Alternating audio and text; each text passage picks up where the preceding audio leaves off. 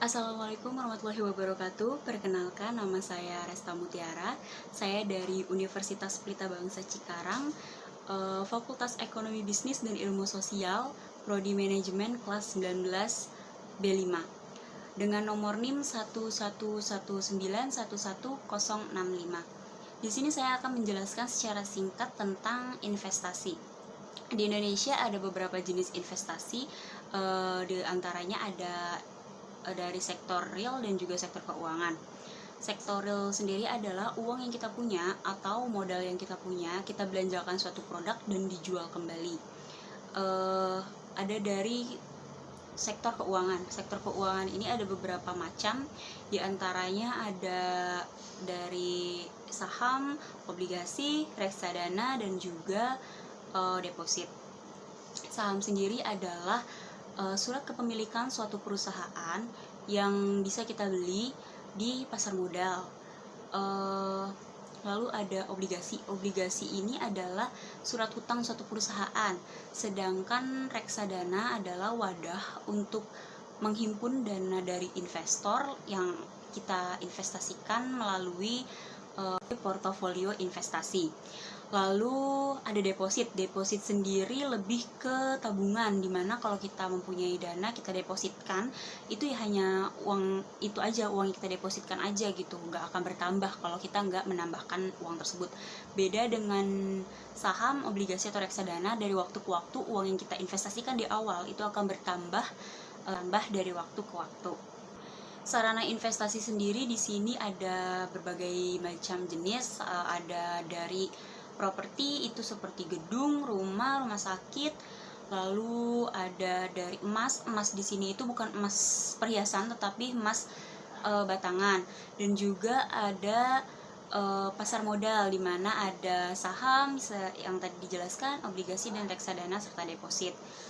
Untuk saat ini investasi yang sedang hits itu ada dari pasar modal, terutama saham, di mana banyak yang tertarik. Para investor tertarik dengan saham karena harganya yang murah dan juga sudah diawasi oleh Menteri Keuangan dan juga OJK.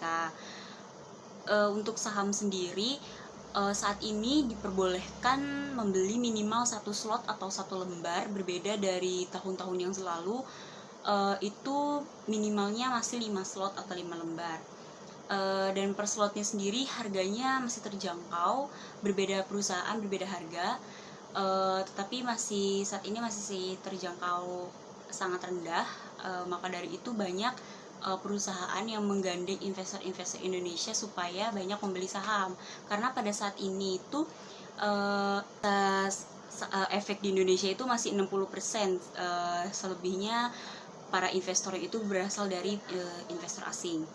Untuk saat ini pasar saham tersedia sebanyak 522 emiten dan kemungkinan akan terus bertambah.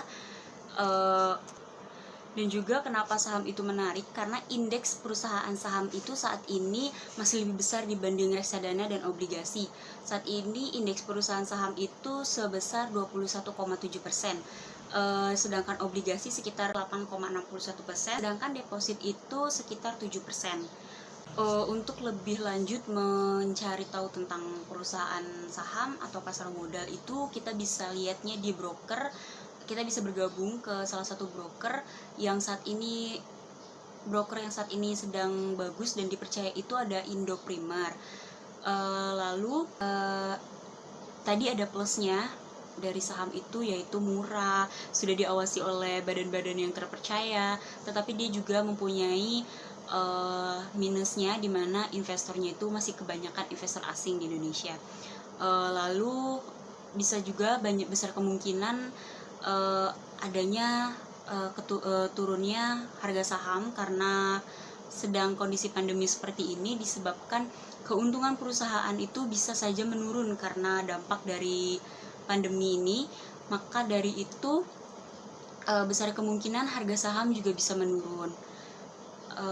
Segitu aja informasi yang saya bagikan secara singkat. Mudah-mudahan bisa dapat membantu teman-teman semua yang mau memulai bisnisnya atau investnya di Indonesia, salah satunya di saham.